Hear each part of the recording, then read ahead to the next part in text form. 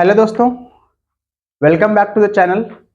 तो आज हम लोग प्रीवियस ईयर क्वेश्चन सोल्व करने वाले हैं फिजिक्स का, जो 2026 में नीट एस्पिरेंट्स जो नीट देने वाले हैं उनके लिए बहुत इंपॉर्टेंट होने वाला है। ठीक है, और इम्पॉर्टेंट मतलब जो कॉन्सेप्ट आज मैं बताने वाला हूँ, जैसे कुछ क्वेश्चंस प्रैक्टिस करने वाले हैं प्रीवियस ईयर क्वेश्चंस, उससे रिलेटेड जो भी कॉन्सेप्ट होगा मैं आपको यहाँ पे बताते चलूंगा। ठीक है, तो सबसे पहले अगर आप इस चैनल को सब्सक्राइब नहीं किए हो, आप इस चैनल पर नए हो, तो आप इस चैनल को जरूर सब्सक्राइब करें, ताकि जो भी मैं वीडियो डालूं नीट 26 के लिए बहुत ही इंपॉर्टेंट होने वाला है।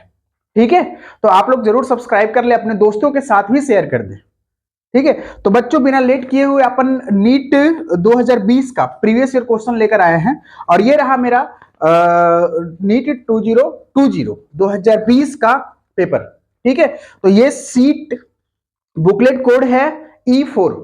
ठीक है, तो अगर ये आपके पास नहीं है तो मैं वीडियो के डिस्क्रिप्शन में मैं ये पीडीएफ डाल दूंगा इस पेपर का। ठीक है, तो मैं सबसे पहले आपको ये बोल देना चाह रहा हूं कि ये पूरा क्वेश्चंस, ठीक है, अपन आज अगर पूरा वीडियो लंबे हो जाने के कारण ज्यादा लॉन्ग हो जाएंगे, इस वजह से मैं पूरा सोल्यूशन नहीं दे रहा हूं।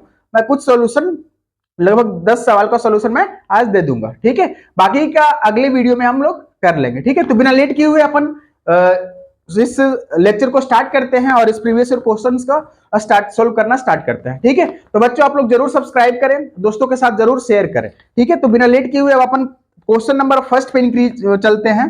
तो पहला क्या है, ये सबसे पहले ये बता दूं कि ये नीट 2020 का पेपर है। ठीक है, बहुत ही अच्छे सवाल पूछे गए थे, और अभी मैं कोशिश करूंगा कि लास्ट 5 साल का जितना भी प्रीवियस ईयर क्वेश्चन पूछा गया फिजिक्स में, सारे का सॉल्यूशन मैं आपको दे दूं। ठीक है, तो पहला सवाल क्या है, ये बोला जा रहा है कि the increase in the width of the depletion region of a PN junction diode is, मतलब सवाल को समझिएगा। ठीक है, सबसे पहले पीएन जंक्शन डायोड क्या होता है। पीएन जंक्शन मतलब ये होता है कि पॉजिटिव, यानी कि पी टाइप सेमीकंडक्टर, ये पी टाइप सेमीकंडक्टर है और ये एन टाइप सेमीकंडक्टर है। ठीक है, तो पी टाइप सेमीकंडक्टर में होल्स ज्यादा होंगे दोस्तों, ये बात आप जानते ही होंगे, होल्स होंगे, और एन टाइप सेमीकंडक्टर में इलेक्ट्रॉन्स ज्यादा होंगे। ठीक है, क्योंकि नेगेटिवली चार्ज होता है ना, पी मतलब पॉजिटिवली चार्ज। पॉजिटिवली चार्ज कब होगा, जब इलेक्ट्रॉन की डिफिशियंसी होगी। ठीक है, तो इलेक्ट्रॉन डेफिशिएंट है इसमें और होल्स ज्यादा होंगे। ठीक है, तो पी टाइप सेमीकंडक्टर में मेजॉरिटी चार्ज कैरियर्स क्या होते हैं, होल्स होते हैं। ठीक है, और इसमें क्या होता है, इलेक्ट्रॉन्स होंगे। क्लियर, ये बात को ध्यान में रखिएगा। अब क्या बोला जा रहा है कि इस पी टाइप और एन टाइप को मिलाकर एक डायोड बनाया गया है। ठीक है, जिसे अपन बोलते हैं पीएन जंक्शन डायोड। तो इन दोनों को मिला दो, तो मिलाओगे तो ऐसा कुछ बनेगा। ये दोनों को मिला दिया, चलो ठीक है, ये बाउंड्री है, इधर नेगेटिव है, इधर सॉरी इधर होल्स है, इधर इलेक्ट्रॉन्स है। ठीक है, तो अब क्या होगा दोस्तों, थोड़ा सोचिएगा। अगर इसे अपन एक बैटरी से कनेक्ट करते हैं, किससे कनेक्ट करते हैं, बैटरी के साथ। ठीक है, ऐसा कुछ, ये एक बैटरी के साथ कनेक्ट करते हैं। ठीक है, तो होगा क्या, ये जो इलेक्ट्रॉन्स है इसके जस्ट बगल में होल्स है, ये इलेक्ट्रॉन्स इसके बगल में होल, ये इलेक्ट्रॉन क्या करेगा, यहां से इधर शिफ्ट कर जाएगा, और जब ये शिफ्ट करेगा तो ये वाला जो दिख रहा है, ये लेयर, यहां पे पूरा ये जो लेयर है ना, ये लेयर चार्जलेस हो जाएंगे। क्या हो जाएंगे, चार्जलेस, मतलब यहां पे डिफिशिएंट ऑफ चार्ज हो जाएंगे। समझ रहे हो, तो बताओ ये जो रीजन है ना, इसे अपन बोलते हैं क्या, डिप्लेशन रीजन। क्या बोलेंगे बताओ, डिप्लेशन रीजन। डिप्लेशन रीजन में चार्ज डिफिशिएंट होता है, कोई चार्ज अवेलेबल नहीं होता है। तो बच्चों इस सवाल में क्या बोला गया है कि the increase in the width of the depletion layer, अगर इसका डेप्थ को अपन डी, मतलब विड्थ को डी बोल दिया। ठीक है, तो इसके ये जो ये डिप्लेशन लेयर का जो विड्थ है वो इंक्रीज कब करेगा। ठीक है, तो इंक्रीज कब करेगा, अगर मैं फॉरवर्ड बायस्ड और रिवर्स बायस्ड, फॉरवर्ड बायस्ड जानते हो ना, पॉजिटिव, इसके साइड पॉजिटिव टर्मिनल है, अभी ये फॉरवर्ड बायस्ड के कंडीशन में है। समझ रहे हो, तो इस पे बोला गया है कि अगर इसका विड्थ को बढ़ाना है तो कनेक्शन कैसा होना चाहिए, रिवर्स बायस होना चाहिए या फॉरवर्ड बायस होना चाहिए, या फिर ऑप्शन में दिया है forward bias only, reverse bias only, both forward and reverse bias, increase in forward biased. ये 4 ऑप्शंस हैं। तो चलिए एक एक ऑप्शंस पे ध्यान देते हैं। सबसे पहला ऑप्शन है फॉरवर्ड बायस्ड। अगर दोस्तों मैं फॉरवर्ड बायस्ड करता हूं तो सबसे पहले सुनो, यहां पे ये जो रीजन है इसमें तो चार्ज नहीं है, मैं इसको ऐसा बना दे रहा हूं। ठीक है, ये चार्ज नहीं है, चलो क्लियर। इसमें तो चार्ज नहीं है, क्यों नहीं है? क्योंकि यहां का जो इलेक्ट्रॉन था इधर जंप कर जाएगा और होल्स का मतलब होल्स में अपनी जगह बना लेगा। ठीक है, तो ओवरऑल ये भी होल्स न्यूट्रल हो जाएंगे और ये इलेक्ट्रॉन आ जाएगा। अब ये जो लेयर है इसी को बोलते हैं अपन डिप्लेशन लेयर। अब क्या बोला गया है कि अगर मैं ये देखूं कि ये इलेक्ट्रॉन है तो इधर पॉजिटिव पॉजिटिव चार्ज होगा ना, इधर नेगेटिव होगा। और देखना ध्यान से, पॉजिटिव चार्ज क्यों होंगे? पॉजिटिव चार्ज होगा due to the force of attraction of electrons, अपने साइड खींचेगा ना इलेक्ट्रॉन्स, समझ रहे हो? और ये होल्स नेगेटिव को अपने साइड खींचेगा। बट ओवरऑल जो रीजन है अभी भी चार्ज डिफिशियंट है, मतलब इस पर चार्ज नहीं है। डिप्लेशन लेयर में कोई चार्ज नहीं होता है। तो बच्चों अब बताओ, अगर मैं यहां पे देखूं तो ये पॉजिटिव निगेटिव है, तो पॉजिटिव निगेटिव में क्या होगा? जैसे ध्यान से देखना, पॉजिटिव नेगेटिव में इलेक्ट्रिक फील्ड जनरेट होगा। चार्ज का सेपरेशन हो रहा है तो पॉजिटिव टू नेगेटिव क्या होगा? Electric field generate. देख रहे हो एरो का डायरेक्शन क्या दे रहा है? मतलब यहां पे अभी इलेक्ट्रिक फील्ड इस डायरेक्शन में है, समझे? यहां तक क्लियर है? अब इलेक्ट्रिक फील्ड अगर इस डायरेक्शन में है तो इलेक्ट्रॉन पे फोर्स किधर लगेंगे? इधर लगेंगे। इधर लगेंगे, इधर। अब अगर तुम फॉरवर्ड बायस करते हो तो फॉरवर्ड बायस में ये पॉजिटिव जो बाहर वाला जो इलेक्ट्रिक फील्ड है ऐसा होगा ना, positive to negative, negative terminal है तो इधर से इधर ये वाला ज्यादा हो जाएंगे। अब ये जब ज्यादा हो जाएंगे, ये फॉरवर्ड बायस्ड में ये वाला पोटेंशियल ज्यादा हो जाएंगे, तो बताओ ये इलेक्ट्रॉन तो इलेक्ट्रिक फील्ड इधर होगा ना, इलेक्ट्रॉन किधर? इधर मूव करना स्टार्ट कर देगा। और जब इलेक्ट्रॉन इधर मूव करना स्टार्ट कर देगा तो पॉजिटिव चार्ज इधर। अब बताओ डिप्लेशन लेयर तो कम जाएंगे ना, समझ रहे हो? तो डिप्लेशन लेयर कम जाएंगे। तो सिंपल सी बात है कि अगर अपन रिवर्स, पहला कंडीशन तो नहीं होगा क्योंकि अपने को विड्थ को बढ़ाना है, तो विड्थ को बढ़ाने के लिए फॉरवर्ड बायस तो नहीं कर सकते। तो दूसरा पे आते हैं, ऑप्शन दूसरा था रिवर्स बायस। तो रिवर्स बायस में क्या होगा कि अगर अपन ये नेगेटिव और ये पॉजिटिव करते हैं, कर लो, ये नेगेटिव है और ये पॉजिटिव है, तो नेगेटिव पॉजिटिव के कारण क्या होगा? यहां पे इलेक्ट्रिक फील्ड और ज्यादा हो जाएगा, ये ऐसा कुछ। ये नेगेटिव पॉजिटिव है, समझ रहे हो? तो अब जब इलेक्ट्रिक फील्ड ज्यादा हो जाएंगे तो बताओ यहां पे इलेक्ट्रॉन इधर जाएगा और ये पॉजिटिव चार्ज इधर चला जाएगा, मतलब डिप्लेशन लेयर में क्या हो जाएंगे? इंक्रीज। आई बात समझ में? तो ये बताओ कि अगर डिप्लेशन लेयर को बढ़ाना है पीएन जंक्शन डायोड में, ठीक है, width of depletion layer, width of depletion layer अगर इंक्रीज करना है तो कनेक्शन कैसा होना चाहिए? Reverse biased. तो दोस्तों इसका करेक्ट ऑप्शन होना चाहिए बी, सेकंड। ठीक है, और ये सीट मैं ये बोल दूं बुकलेट E4 है। ठीक है, अगर आपके पास नहीं है तो मैं इस वीडियो के डिस्क्रिप्शन में मैं ये पीडीएफ डाल दूंगा। ठीक है, तो ये समझ में आए तो आप थम्स अप जरूर करना वीडियो को और लाइक और सब्सक्राइब भी जरूर करना। ठीक है, चलिए बिना लेट किए हुए मूव करते हैं अगले सवाल पे। अगला सवाल ये है क्या कि लाइट ऑफ फ्रीक्वेंसी 1.5 टाइम्स, पहले इसको इरेज कर लेता हूं। अगर आपको कोई डाउट हो तो आप वीडियो में जरूर कमेंट करना।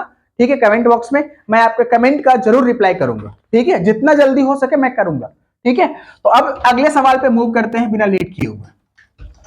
तो अगले सवाल में क्या पूछा गया है ये थोड़ा ध्यान से पढ़िएगा। ठीक है, अगले सवाल में ये बोला गया है कि light of frequency 1.5 times the threshold frequency. इसमें देखो कॉन्सेप्ट थोड़ा समझिएगा ध्यान से, सवाल इजी है बट आपको समझ में तो पहले आना चाहिए ना कि सवाल में बोला क्या जा रहा है। अगर आप समझ नहीं पाओगे सवाल का मतलब ये कहना क्या चाह रहा है तो आप सोल्यूशन नहीं कर पाओगे। तो सबसे पहले ये देखो, थ्रेशोल्ड फ्रीक्वेंसी ऐसे कुछ फिजिक्स में टर्म है जो अपने को पता होना चाहिए।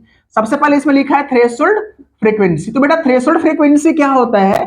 थ्रेशोल्ड फ्रीक्वेंसी होता है minimum frequency, minimum frequency required, minimum frequency required to eject the electron. मतलब अगर कोई तुम फोटो इलेक्ट्रिक पढ़े होगे तो पता होगा कि अगर कोई रे ऑफ लाइट आ रहा है या फिर कोई एनर्जी आ रहा है सोर्स ऑफ लाइट से, तो वहां से जो ये फ्रीक्वेंसी होना चाहिए इसका, इसके वर्क फंक्शन यानी थ्रेशोल्ड फ्रीक्वेंसी से ज्यादा होना चाहिए। समझ रहे हो? तो कम से कम थ्रेशोल्ड फ्रीक्वेंसी तो चाहिए। अगर इलेक्ट्रॉन को निकालना है बाहर इस प्लेट से तो ये जो फ्रीक्वेंसी होना चाहिए, ये frequency must be greater than threshold frequency.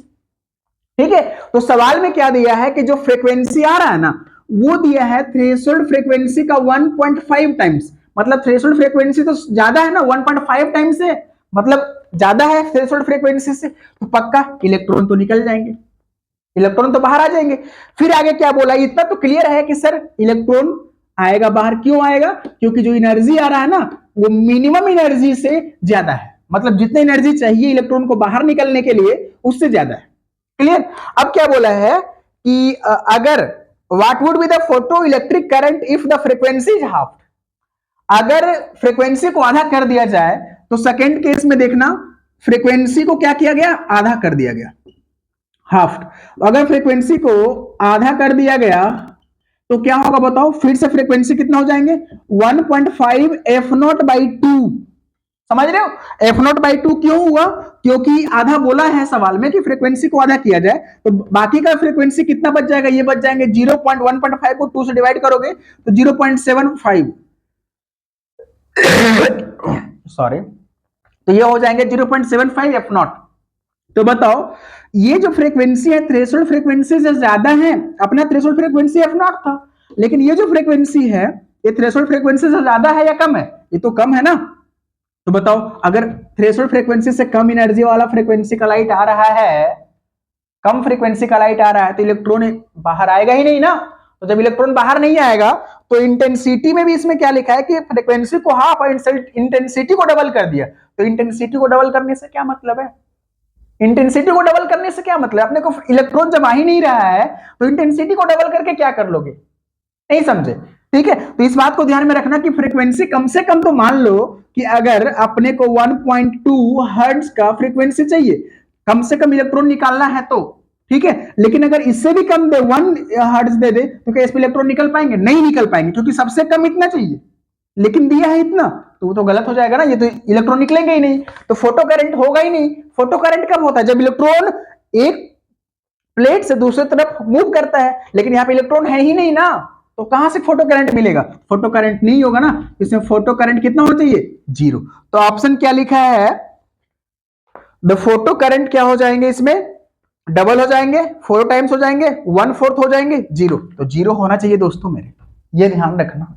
समझे? 0 क्यों हुआ? क्योंकि इलेक्ट्रॉन बाहर नहीं आएंगे। जब तक इलेक्ट्रॉन बाहर नहीं आएंगे तब तक अपन करंट की तो डिसाइड ही नहीं कर सकते, इसलिए कितना?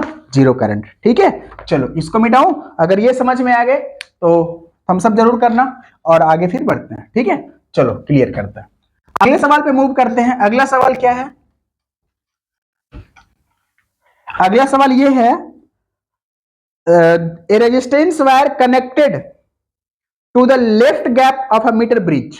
पहले मीटर ब्रिज समझो। मीटर ब्रिज क्या होता है? सर मीटर ब्रिज होता क्या है? पहले उसके बारे में तो बेसिक आइडिया होना चाहिए ना।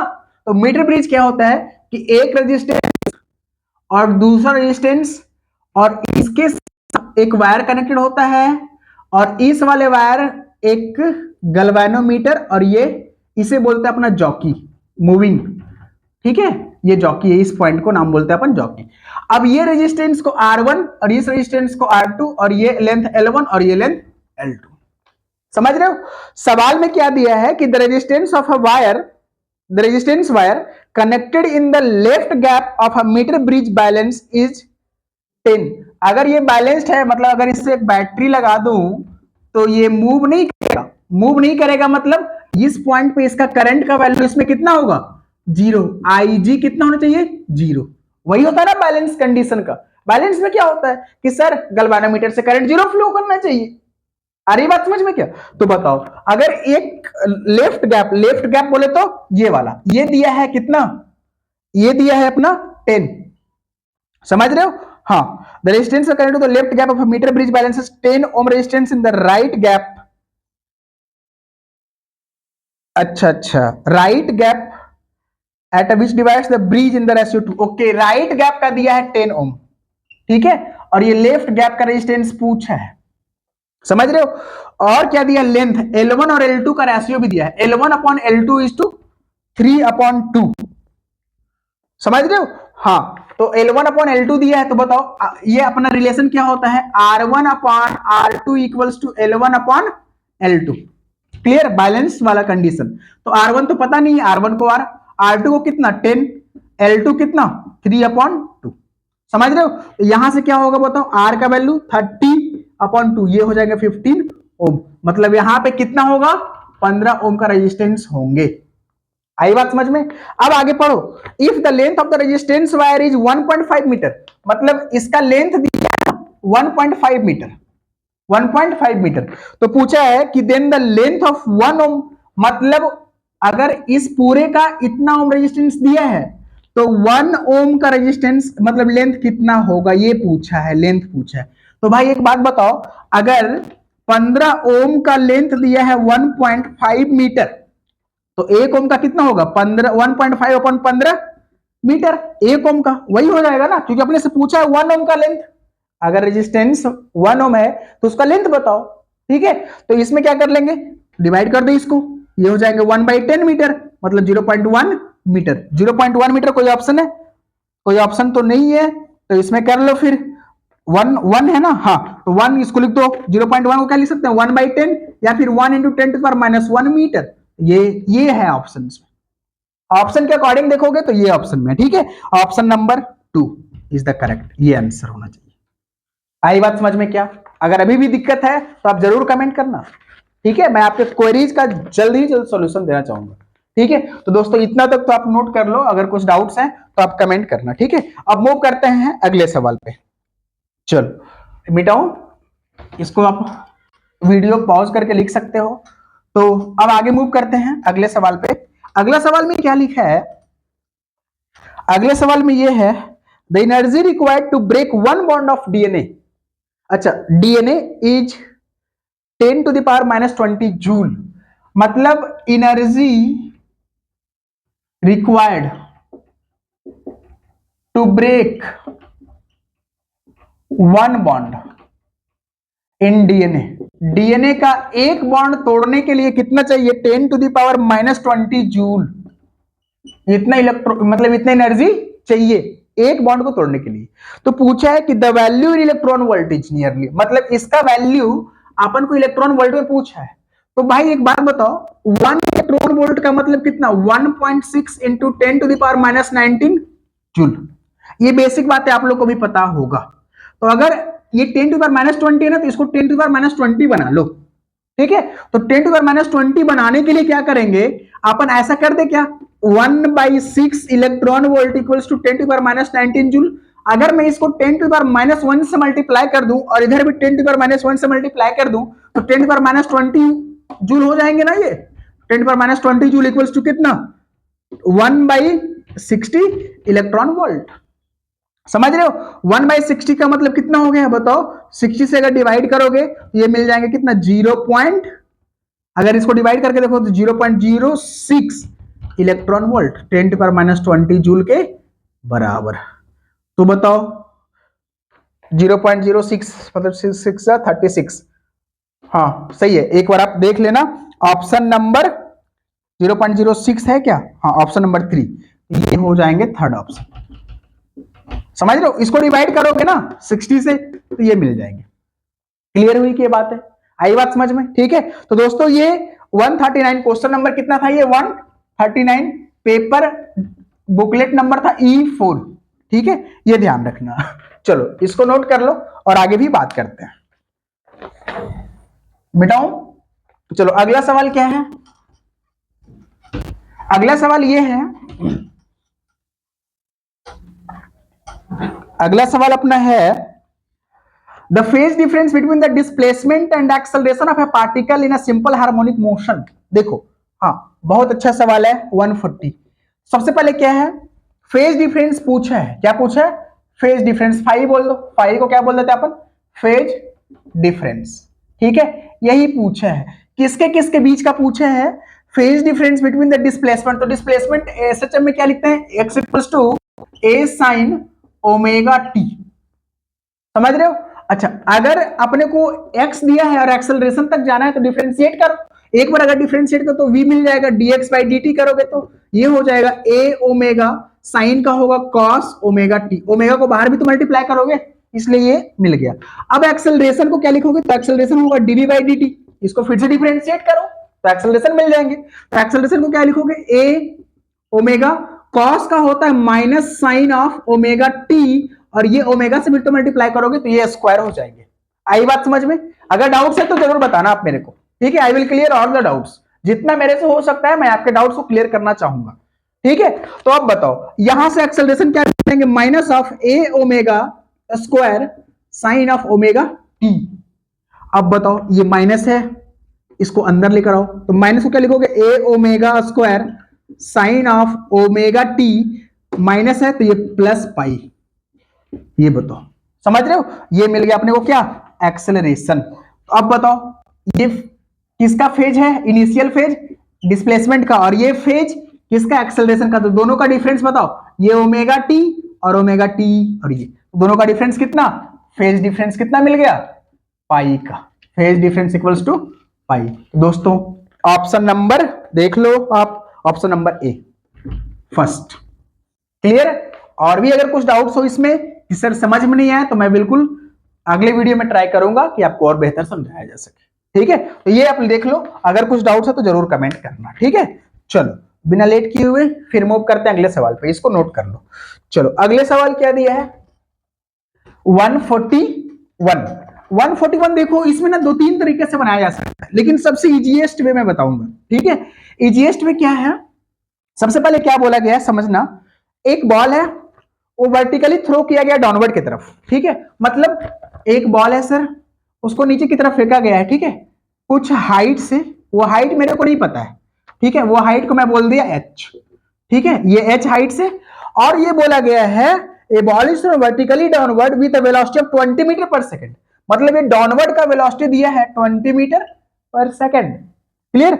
और क्या बोला है इसमें, इसमें ये बोला है top of the tower, tower के ऊपर से फेंका गया है। चलो मैं इस टावर का हाइट को h बोल दिया, मेरे को नहीं पता है, अपने से पूछा भी शायद वही है, हाइट ऑफ द टावर पूछा है। हाँ तो बताओ, और क्या पूछा है कि after some time the velocity, मतलब ग्राउंड को टच करता है ये कुछ टाइम के बाद, तो इसका जो वेलोसिटी होता है ना ग्राउंड पे, वो दिया है 80 मीटर पर सेकंड।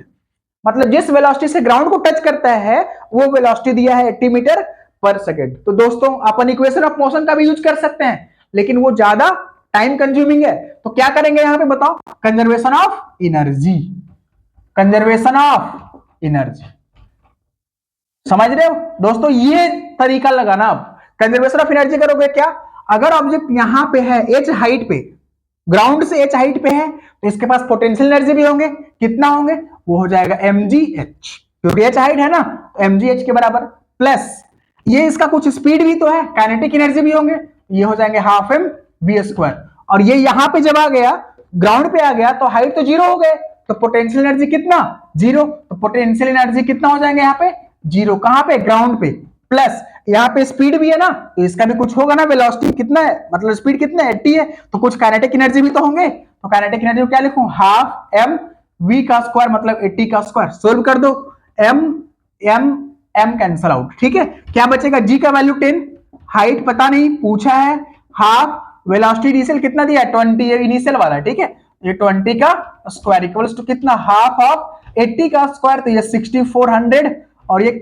कैंसिल करोगे तो ये 3200 से कैंसिल आउट हो जाएंगे, 3200, और ये हो जाएंगे कितना 200 ना, तो 10h प्लस ये 400 बाई 2, तो ये हो जाएंगे 200 इक्वल्स टू 3200, यहाँ पे 10h इक्वल्स टू 3000।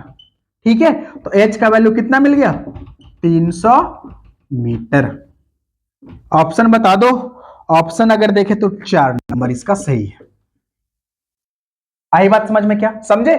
इनिशियल देखो, सबसे पहले सोचो कि सर अगर हाइट पे है ऑब्जेक्ट, तो उसके पास पोटेंशियल एनर्जी तो होगा, कितना होगा, mg इंटू एच। mg कितना, मास तो दिया नहीं है, मैं ले लिया मास को m, तो mg, g का वैल्यू दिया है पेपर में 10 के बराबर, तो 10 पुट कर दिया, और हाइट तो पता नहीं है, और उसके बाद यहाँ पे स्पीड भी है, स्पीड भी है, तो इसका काइनेटिक एनर्जी कितना होगा, हाफ एम बी स्क्वायर, बोलो ना भाई, हाफ एम बी स्क्वायर होगा, इक्वल्स टू कितना, पोटेंशियल एनर्जी जमीन पे, अब जमीन पे यहाँ का तो टोटल एनर्जी लिख लिया, और यहाँ का टोटल एनर्जी लिख लो, यहाँ का टोटल एनर्जी कितना, potential energy plus half m v square, potential तो जीरो होगा क्योंकि ग्राउंड पे है, तो पोटेंशियल को जीरो कर दिया, half m v square. Overall solve करने के बाद अपने को हाइट ये मिला 300 मीटर। क्लियर, तो बच्चों ये नोट कर लेना। ठीक है, अब अगले सवाल पे मूव करते हैं। चलो अगला सवाल है वो इलेक्ट्रिक डायपोल, ये मिटा सॉरी इसको मिटाओ, चलो मिटाता हूं। चलो समझ में आया तो लाइक जरूर करना दोस्तों, भूलना मत, क्योंकि अगर आप लाइक करोगे ना तो मेरे को इंटरनल एनर्जी मिलता है। इंटरनल एनर्जी समझते हो ना, बोलो फिजिक्स के टर्म्स में क्या होता है, इंटरनल एनर्जी। ठीक है, वो इंटरनल एनर्जी मिलता है, मतलब अंदर से बहुत अच्छा फील होता है कि चलो मेरे वीडियो को कोई तो लाइक किए है। ठीक है, तो आप मेरे को इंटरनल एनर्जी अगर देना चाहते हो तो प्लीज आप अपना वीडियो ये जो आप देख रहे हो इसे जरूर लाइक करना और सब्सक्राइब भी करना प्लीज, अगर हो सके तो। चलो, तो अगले सवाल पे मूव करते हैं बिना लेट किए हुए। अगले सवाल क्या है, 142 में क्या बोला गया है कि एक शॉर्ट इलेक्ट्रिक डायपोल है, ठीक है, हैज डायपोल मोमेंट, मतलब एक इलेक्ट्रिक डायपोल है, प्लस माइनस बोल दो, और इसका डायपोल मोमेंट दिया है P equals to 16 into 10 to the power minus 9 coulomb metre. ये इलेक्ट्रिक डायपोल दिया है, समझ रहे हो। अब बताओ, the electric potential due to the dipole at a point at a distance of 0.6 metre. अच्छा, फ्रॉम द सेंटर, तो सेंटर यहां पे कहीं होगा बीच में। अब क्या बोला है, 60 डिग्री पे है, ये 60 डिग्री पे है और ये डिस्टेंस दिया है 0.6 मीटर, समझ रहे हो। यहां पे इलेक्ट्रिक पोटेंशियल पूछा है, तो एक बात बताओ, electric potential due to dipole क्या होता है, अगर ये होता है Kp cos theta upon r square. बताओ यहाँ पे K का वैल्यू कितना, K का वैल्यू 1/4 पाई एप्सिलॉन नॉट, और सवाल में दिया है 1/4 पाई एप्सिलॉन नॉट का value 9 × 10 to the power 9 put कर लो, ठीक है। तो K की जगह पे क्या पुट करते हो, 9 × 10 टू द पावर 9 और मल्टीप्लाइड बाय P का वैल्यू यहाँ पे दिया है 16 × 10 टू द पावर माइनस 9, और cos थीटा, थीटा का एंगल मतलब एंगल थीटा कितना दिया 60, तो cos 60 का वैल्यू 1/2 अपॉन r कितना 0.6 मीटर, 0.6 का स्क्वायर। सोल्व कर लो, ये 10 to the power 9 minus 9 overall cancel out हो जाएंगे, ये सोल्व करो तो 8 टाइम्स में ये हो जाएंगे, ये क्या बच जाएगा 9 × 8 अपॉन 0.6 × 0.6, ये भी मिल जाएंगे वोल्ट में। अब बताओ सोल्व करो तो ये और ये 100, ठीक है। अब बताओ 3 से और ये 3 से, ठीक है, और ये 2 से और ये 2 2 4, ये भी 2 से, तो कितना ओवरऑल 200 वोल्ट ये मिल गया इलेक्ट्रिक डायपोल। ऑप्शन नंबर बता दो भाई, ऑप्शन नंबर 2।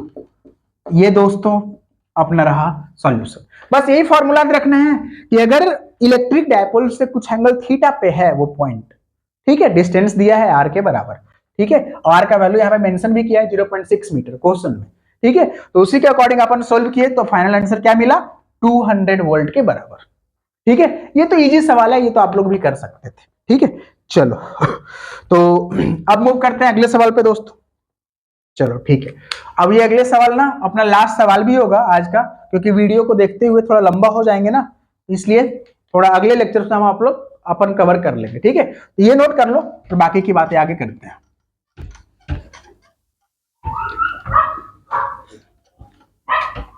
चलो अगला सवाल ये है,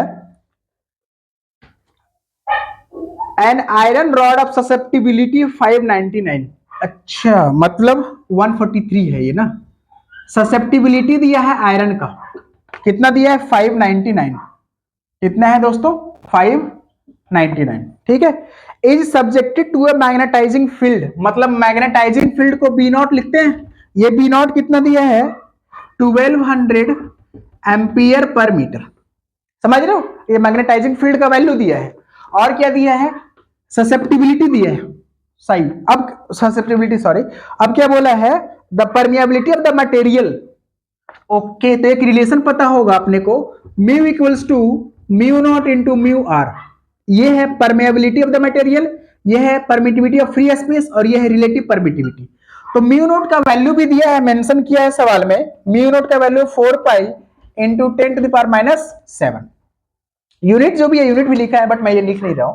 तो बताओ अपने को ये वैल्यू चाहिए, अपन को ये दिया है, मतलब ये चाहिए, ये चाहिए अपने को, ये कैसे करोगे, तो सबसे पहले बताओ, एक रिलेशन पढ़े थे अपन जब चैप्टर में, क्या कि म्यू आर जो होता है वो होता है 1 प्लस ससेप्टिबिलिटी, याद आ रही है क्या कुछ, 1 प्लस ससेप्टिबिलिटी। बच्चों ये सब फॉर्मूला पे बच्चे ध्यान ही नहीं देते हैं बहुत सारे, इसलिए आपको मैं बोलूंगा कि ये सब फॉर्मूला एग्जाम से पहले देखकर जरूर जाना, ठीक है, और इस टाइप का सवाल भी देखकर जाना, ताकि आपको वहां पे कोई छोटी से छोटी बातों में दिक्कत ना हो, ठीक है। बड़े सवाल तो बहुत लोग कर लेते हैं, लेकिन ये सब सवाल में बहुत सारे फंस जाते हैं, क्योंकि ये टॉपिक्स बहुत लोग देखते ही नहीं है, स्किप कर देते हैं, यार क्या पूछेगा इससे, यही पूछ रहा है ना, देख रहे हो सामने, ये ध्यान रखना 2020 मतलब 20 में पूछा गया है सवाल। अब बताओ 1 यहां से म्यू आर का वैल्यू कितना मिल जाएगा, 1 प्लस 599 कितना 600, बोलो आई बात समझ में। अब जब 600 मिल गए तो म्यू नोट का वैल्यू, म्यू चाहिए, म्यू नोट का वैल्यू यहां से पुट कर दो 4 pi into 10⁻⁷ into 600। Overall solve करोगे तो 24 और ये 10⁻⁵ -7 है, +2 तो -5 हो जाएंगे, तो ये हो जाएगा 24 पाई इंटू 10⁻⁵। और मतलब ये करोगे, ऑप्शन में किस में लिखा है 2.4 में लिखा है ना, ये पाई भी तो आएगा ना यहाँ पे, 24 पाई भी आएंगे इंटू 10⁻⁵, ठीक है। इसको अगर तुम 10 से डिवाइड कर दो तो 2.4 पाई इंटू 10⁻⁴ ये मिल जाएंगे, समझ रहे हो। तो ऑप्शन नंबर 4 ये करेक्ट है। तो दोस्तों ये जो अपन सवाल किए हैं, ठीक है, अगर इनमें से अगर आपको कोई भी डाउट हो तो आप मेरे को बिल्कुल कमेंट कर सकते हैं। मैं अगले लेक्चर में ये जरूर कोशिश करूंगा कि इसे और अच्छे तरीके से समझाया जाए, ठीक है। तो और आपसे रिक्वेस्ट भी है, आप चैनल को जरूर सब्सक्राइब कर दें, ताकि आप अगर सब्सक्राइब करते हैं तो मेरा एनर्जी बढ़ता है, अभी तो बोला ना इंटरनल एनर्जी, ठीक है। तो मैं अपना खुद का एनर्जी को आपके सब्सक्राइब करने से बढ़ाता हूं, ठीक है। तो दोस्तों मिलते हैं फिर अगले वीडियो में, ठीक है। That's all for the day, thank you.